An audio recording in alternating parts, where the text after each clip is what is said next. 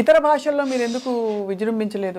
విజృంభించలేదంటే ఇదే నువ్వు చెప్పావు కదా, ఏంటి ఎదటి వాళ్ళు కన్ను కొట్టుడు గుద్దుకోవటాలు అవి ఇతర భాషల నుంచి అయ్యాయి. ఇతర భాషలు అంటే మనం వేరే భాష వాళ్ళం కదా, అట్లాంటివి ఉంటాయి.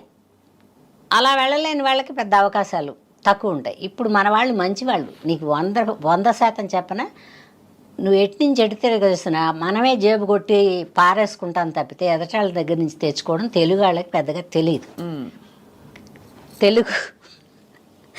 తెలుగు సినిమా వాళ్ళంత అమాయకులు ఇంకెవరు ఉండరు.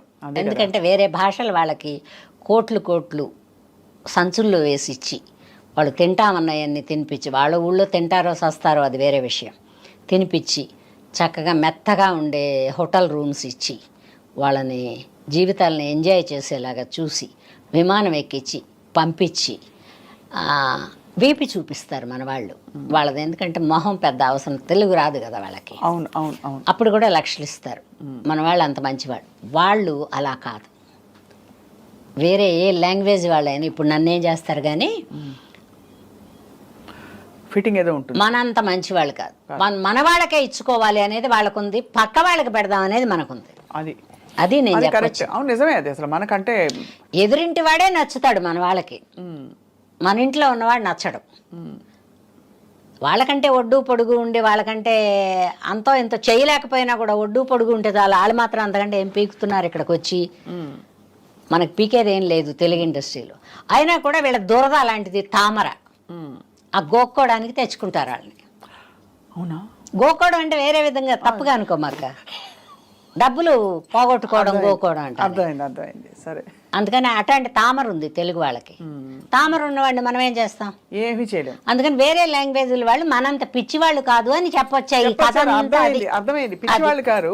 కానీ ఆ టైంలో అంటే మిమ్మల్ని ఆ టైంలో ఒకటి రెండింటికి వెళ్తే 2-3 ఏమన్నారంటే, మీరు మా ఇండస్ట్రీకి పనికిరారండి అన్నారు. ఎందుకండి అన్న, నాకు ఏం లోపమో తెలుసుకోవాలి కదా. చాలా గర్వంగా ఉన్నట్టు, తర్వాత అదేదో ఒక ఇదిగా ఉన్నట్టు ఉంటారు. అలా ఉంటే మా తమిళ్లో వేషాలు ఇవ్వరండి అన్న సోళ్ళంగ అట్లా మాట్లాడాలి వాళ్ళకి. చెప్పండి సార్ ఎందుకు అలా అంటే వాళ్ళకి నచ్చదు, ఎదిరించి మాట్లాడినట్టు నేను ఇల్లు యారు కుడుపాంగా నీంగదా కుడుకున్నాం అంటే వాడు మన భుజమే చేయేస్తాడు అంతే. ఎందుకండి అలాగా అంటే వెయ్యడు, వాడు ముందే భయపడుతున్నాడు కదా. అదే కాబట్టి ఇక్కడ బేసికల్లీ అందుకని వేరే లాంగ్వేజ్లు ఎందుకు పిలవలేదంటే ఇందుకు పిలవలేదు. నేను కూడా వెళ్ళలేదు, ఎందుకంటే నేను వెళ్ళలేను ఎవరి దగ్గరికి. ₹1 నాకు వద్దు, మన వాళ్ళు ఇచ్చిన రూపాయలు చాలు. మన వాళ్ళు పాపం అంత తొందరగా భుజమే చేసి లాక్కుపోదాం అనుకోరు, ట్రై చేస్తారు, వస్తే ఓకే, లేకపోతే రెండో అవకాశం చెడగొడతారు. అంతకంటే ఏం చేయరు మన వాళ్ళు, మంచి వాళ్ళు మనం. సో మొత్తానికి అయితే నాకు అర్థమైంది ఏంటంటే ఇవన్నీ సర్వసాధారణంగా ఉంటాయి. మనం తప్పించుకు తిరుగువాడు ధన్యుడు సుమతి. రెండోది, మనం ఎలా ఉండాలి, ఎలా మసులుకోవాలి, మన ప్రయారిటీస్, మన విచక్షణ మన చేతుల్లో ఉండాలి. మనకు బోల్డంత జీవితం ఉంది, సొసైటీలో మర్యాదగా బతకాలి, ఎవరైనా చక్కగా పలకరించాలి అని కోరుకుంటే కొన్ని వదులుకోవాలమ్మాయి. అదే కరెక్ట్ అమ్మా. మనకిష్టం ఉన్నా వదులుకోవాలి, వాళ్ళకి ఇష్టం ఉన్నా వదులుకోవాలి. ఇంతకీ అన్నపూర్ణమ్మ గారికి వంట వచ్చా? బ్రహ్మాండంగా చేసుకుంటాను. ఆ వరకు నీకు నచ్చుద్దో లేదు తెలియదు. రారాదు స్వప్న ఒక రోజు వస్తానమ్మా. ఏంటి ఏమేమి చేస్తాను? వెజ్జే, నేను కూడా వెజ్, అందుకనే వెజిటేరియనే. నాన్ వెజ్ కూడా తింటాను కానీ ఒక 10 ఏళ్ళు అయిందిగా, ఎప్పుడైనా ఒకసారి అలాగా. సార్ తినరుగా? ఎల్లుల్లిపై కూడా తినడు ఆయన, తినరు చెప్పాగా నేను. అదే అందుకని మనకేం ఖర్చు లేదు. అంత పప్పు వండి పడేస్తే ఇప్పుడు అసలు పళ్ళు కూడా కదిలిపోయి ఉంటాయి కాబట్టి ఆ పప్పుతోనో మజ్జిగతోనో పెరుగుతోనో అట్లా ఒక పూట తింటారు. ఒక్క పూట భోజనం, పెద్ద ఇబ్బంది లేదు. పైగా సాధ్యమైనంత వరకు ఆశ్రమాలకు వెళ్ళిపోతుంటాడు ఆయన. కొన్ని ఎడబాట్లు జీవితంలో అలా మిగిలిపోతాయి. ఇప్పుడు వయసు ఎడబాటు, అప్పుడు బిజీ కాదు. మిమ్మల్ని మీరు ఉండరు కదా, షూటింగ్లోకి వెళ్ళిపోతారు, బాగా మిస్ అయి ఉంటారు మిమ్మల్ని. ఏదన్నా అవనీలే కానీ ఆయన ఏదో ఆశ్రమానికి అట్లా పోయి ముక్కు మూసుకుని చెప్పాలి అంటే నాకు అర్థమైంది ఏంటంటే, ఎంత ప్రపంచాన్ని ఏ కులం వాళ్ళు ఆ కులానికి పెద్ద వయసు ప్రాముఖ్యత ఇస్తారు. అవును. జ్ఞానోదయం వస్తుంది అప్పుడు. ఈ జన్మలో తప్పు చేశామేమో, ఇప్పటి నుంచైనా మనం కొంచెం భగవంతుడిని కోరుకుని మనం అనేది తప్పులన్నీ అయిపోయాక తప్పులన్నీ అయిపోతాయి. అది వయసులో కదా. కానీ మీకు చిన్నప్పుడే జ్ఞానోదయం అయిపోయింది. నాకేమో జ్ఞానోదయం కాదు, ఏదో మరి బ్రతుకు మీద భయమో, లేకపోతే వీళ్ళందరూ వెనక లేకపోతే ఒక అడుగు ముందుకేద్దునేమో. కుటుంబం ఉంది కదా. అవును. కుటుంబం ఉండేటప్పుడు మనం ఎన్ని సరదాలైనా ఒక అడుగు వెనక్కే ఉంచుకోవాలి. సినిమా ఇండస్ట్రీలోకి మీరు రాకముందు పెళ్లి అయిపోయింది, వచ్చాక ఏదో టైంలో అనిపించుంటుంది కదా, అయ్యో పెళ్లి చేసుకోలేదు అనిపించలేదు. ఎందుకంటే ఇబ్బందికరమైన వాడైతే అనిపిస్తుంది. మంచివారు కదా, చాలా మంచివాడు పాపం. సార్ పేరేంటమ్మా? నరసింహం. నరసింహం గారు, ఉమామహేశ్వరి గారు. మంచివాడు. అంటే భగవంతుడు అలా ఒక తోడు పెట్టాడు నాకు. అవును కదా. పాలు అలా ఉంటే ఇరిగిపోతాయి, అవును, తోడేస్తే కానీ పెరుగవదు. అందుకని ఈ తోడు పెట్టాడు. నేను అలా ఉన్నా. అమ్మ మీరు డైరెక్షన్ చేయరా? వద్దమ్మా, నాకు అది చాలా భారమైంది. ప్రపంచంలో సినిమా ఇండస్ట్రీలో, ప్రపంచం అంటే ప్రపంచం కాదు, డైరెక్షను, ప్రొడ్యూసింగు, హీరోయిన్ చేయడం, హీరో చేయడం, ఈ 4 కష్టమైనవి. 4 పాత్రలు కష్టమైనవి. కాబట్టి అవన్నీ వద్దని చక్కగా అమ్మ అంటే ఎందుకు, వాళ్ళు పిలిస్తే వాళ్ళు చెప్తారు, మనం చేస్తాం. మనం చేసింది నచ్చితే అదే బాగుందమ్మా ఉంచంటారు. లేదనుకో అంత వద్దమ్మా అంటే సరేనా ఏం చేయమంటా అని చెప్పి చేస్తాం. జీవితంలో మీకు దేని మీద మోజు?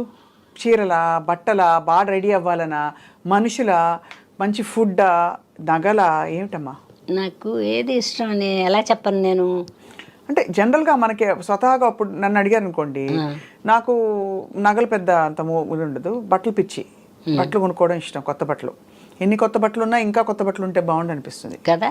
మీకు? నాకు ఇలాంటి ఇష్టాలు ఏం లేవు, కానీ అందరూ మా కుటుంబంలో, ప్రపంచాన్ని అన్నాను నేను, మా కుటుంబంలో ఉండే వాళ్ళందరూ నేనున్నంత వరకు బాగుండాలి.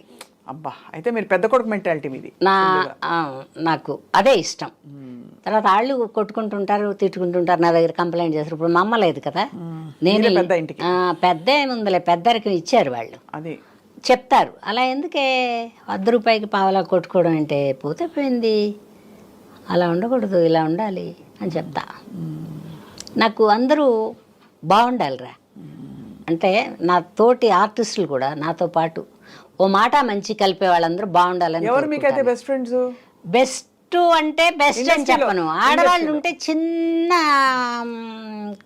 అంటే భరించలేని తనాలు ఉంటాయి, కానీ బట్ నా వేరే వేషాలు, వాళ్ళ వేరే వేషాలు. అవును కదా. అలా ఫ్రెండ్స్ ఎవరయ్యారు మీకు? ఉన్నారు. ఎవరంటే శ్రీలక్ష్మి, విజయ, తర్వాత ఆ అమ్మాయి సౌందర్య ఉండేటప్పుడు బాగా మాట్లాడేది. సౌందర్య గారి గురించి అందరూ బాగా చెప్తారు. శ్రీదేవి కొంచెం బాగా మాట్లాడినా కొంచెం ఒక రిజర్వ్నెస్ అట్లా ఉండేది, కానీ ఆ పిల్ల విజయశాంతి బాగా మాట్లాడేది, రాధా బాగా మాట్లాడేది, వీళ్ళందరూ బాగా మాట్లాడేవాళ్ళు. ప్రస్తుతానికి మిగిలిన వాళ్ళలో ఈ 2-3 ఆడవాళ్ళమ్మాయి, జానకి, డబ్బింగ్ జానకి, వీళ్ళందరూ బాగా మాట్లాడతారు. జానకి ఏమనుకుంటారనేది. కలిసి సినిమాలకు వెళ్ళాలి, కార్యక్రమాలు వెళ్తాం. పెళ్ళిళ్ళు గిళ్ళిళ్ళు ఏమన్నా ఉంటే ఎవరన్నా పిలిస్తే శ్రీలక్ష్మికి కూడా కార్డు ఇస్తారా అని అడుగుతా. ఇస్తామండి అంటే నాకు ఇవ్వండి అంట. లక్ష్మి వాళ్ళు కార్డు ఇచ్చి వెళ్ళారు, నేను వెళ్తున్నాను, నువ్వు వస్తావా? ఏమండి పలానాళ్ళు కార్డు ఇచ్చారు, మీరు వస్తారా, నేను వెళ్తున్నాను అంటది. నేను రానులే లక్ష్మి అంట. ఇష్టం లేని చోటుకి, ఇష్టం ఉంటే వెళ్తాం. అలా పెద్ద స్నేహితులు లేరు, వేళ్ల మీద లెక్క పెట్టుకుని ఒకళ్ళిద్దరు. నేను పెద్దగా ఎవరింటికి పోను, అడ్జస్ట్ అవ్వలేను నేను. మా బంధువుల ఇంట్లో కూడా ఉండలేను నేను, నా ఇంట్లోనే ఉంటా. నా ఇల్లు అంటే ఇష్టం. మనల్ని మనం తెలుసుకోవడమే ధన్యత జీవితంలో. మీరు ధన్యులు. నాకు ఇప్పటిదాకా అబ్బా ఆ జబ్బు చేసినప్పుడు ఒక్కసారే బాధపడ్డాను, కానీ అబ్బా ఏంటి ఇలా ఉంది అనేది ఇప్పటిదాకా రాలేదు నాకు. ఈ పైన వస్తుందేమో తెలియదు. కానీ అమ్మ మీరు అది చెప్పరా, పథ్యం ఏం చేశారు? అన్ని ఏం మానేశానంటే బేకరీ ఫుడ్స్ మానేసా, తర్వాత చైనీస్ ఫుడ్స్ మానేసా. సరే నాకు డ్రింక్ అలవాట్లేదు కాబట్టి కూల్ డ్రింకులు కూడా మానేసా. హాట్ డ్రింక్ అంటే ఎప్పుడో 1-2 సార్లు ఎప్పుడో, కానీ నాకు తలపోటు వచ్చేస్తుంది. ఆల్కహాల్ అంటే తప్పని నేను చెప్పను, అదే అర్థమైంది. నాకు తలకాయ నొప్పి వస్తుంది. తర్వాత గబిక్కిన తూలు దేని మీద పడిపోతానేమోనని ఒక చిన్న భయం ఉంది. లేకపోతే ఏముంది, డబ్బులు పెట్టి కొనుక్కోలేమా, తాగలేమా. కానీ బ్యాడ్ హ్యాబిట్ అని చెప్పను, నాకు సరిపడదు. అవన్నీ మానేసా. నాన్ వెజ్ లేదు, యానిమల్ ప్రోడక్ట్ ఏదీ లేదు పచ్చని చేసినప్పుడు. తర్వాత ఫ్రూట్స్ కూడా కొన్ని లేవు. పాలు కూడా మానేశారు అయితే? సిట్రిక్ యాసిడ్ ఉండే ఫ్రూట్స్ కూడా లేవు. తింటే అరటిపండు, చింతపండు లేదు, నిమ్మకాయ లేదు, తర్వాత ఉసిరికాయ లేదు. ఇట్లా కొన్ని కొన్ని వస్తువులు మానేయమన్నారు ఆయన. ఆ మానేయడం ఒక 10 ఏళ్ల పాటు మానేసి ఉంటా. మానేశాక నార్మల్ కలర్ వచ్చేసా. ఇప్పుడు తింటా, కొంచెమే తింటా. ఇప్పుడు చక్కగా ఉన్నారు, హాయిగా నవనవలాడుతూ చక్కగా తింటా. పైగా నాకు పెద్ద హోటల్ ఫుడ్స్ పెద్ద తినను నేను. సాధ్యమైనంత వరకు నేనే వండుకుని డబ్బాలో పెట్టి. ఇంతకుముందేమో కుక్కర్ పెట్టుకెళ్ళి అక్కడే వండుకునేదాన్ని. పాని తినే పిడికిడి ఈ మధ్యలో వచ్చింది అది. ఇంటి దగ్గర వండుకుని బాక్సులో పెట్టుకుని ఏమన్నా వండితే కూర వండుతా, వండకపోతే 2 ఊరగాయలు పెట్టుకుని ఒక నెయ్యి డబ్బా పెట్టుకుని వెళ్తా. అక్కడ ఏమన్నా సాంబార్ కానీ రసం కానీ ఏమన్నా వాళ్ళు క్యారేజీలు వస్తాయిగా ఉంటే ఆ ముక్కలతో కొంచెం సాంబార్ వేసుకుని తినేస్తాం. అయిపోయి హ్యాపీస్, ఆల్ హ్యాపీస్. హ్యాపీ. ఫుడ్కి ఏం కంగారు లేదు. తర్వాత దేని మీద అబ్బా ఇది తినకపోతే బతకలే అది లేదు నాకు. ఉంటే తింటా, లేకపోతే లేదు. పైగా ఇదేమైనా జబ్బు చేస్తుంది అనుకుంటే పోస్ట్పోన్మెంట్ వేస్తాను దానికి. నేను ఇంకోసారి తింటా అని దానికి చెప్తా, ఆ ఐటెంకి చెప్తా. అంతే, ఇంకోసారి తింటాను ఫీల్ అవద్దని. బాగున్నావు కానీ ఇంకోసారి తింటా అని కాదంటే అది మనం చెప్పుకోవడం. అంతే కదమ్మా, అంతే అంతే. జబ్బు చేస్తుంది అనుకుంటే తిననురా. ఎందుకంటే ఇది తినే వయసు కూడా కాదు. అందుకని పరిగెత్తే వయసులో దాక్కుని వేషాలు వేసా. దాక్కుని మీనింగ్ అదే పెద్ద రోడ్డు మీదకి అలా రాకుండా.